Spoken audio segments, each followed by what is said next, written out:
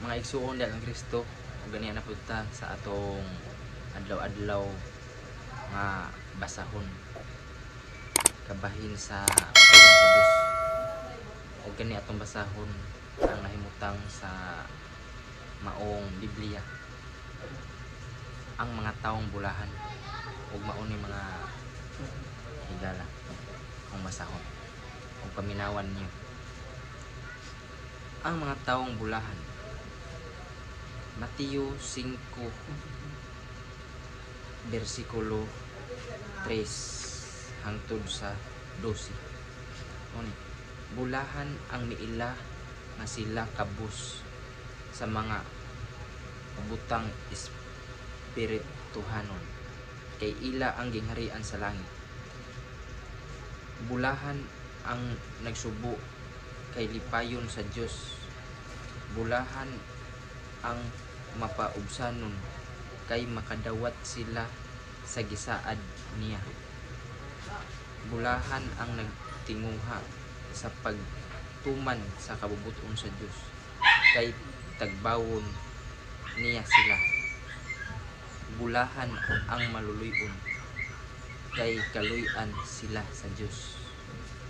Bulahan ang putli o kasing-kasing, kay makakita sila sa Dios. Bulahan ang naningkamot nga managdait ang katawhan, kay isipon sila sa Dios nga iyang mga anak. Bulahan ang gilutos tungod sa ilang pagsunod sa kabubuton sa Dios, kay ila ang gingharian sa langit. Bulahan kamo kung bugal-bugalan ug daog-daogon sa mga tawo ug butang-butangan sa tanang matang sa kadautan tungod kanako. Paglipay ug pagmaya kamo, kay dako ang ganti nga gitagana kaninyo didto sa langit.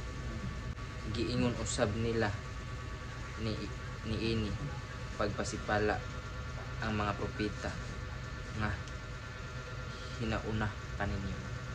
Ug mao to mga higala ang pulong sa Dios nga nag-isulat nga bulahan di ayaw ta.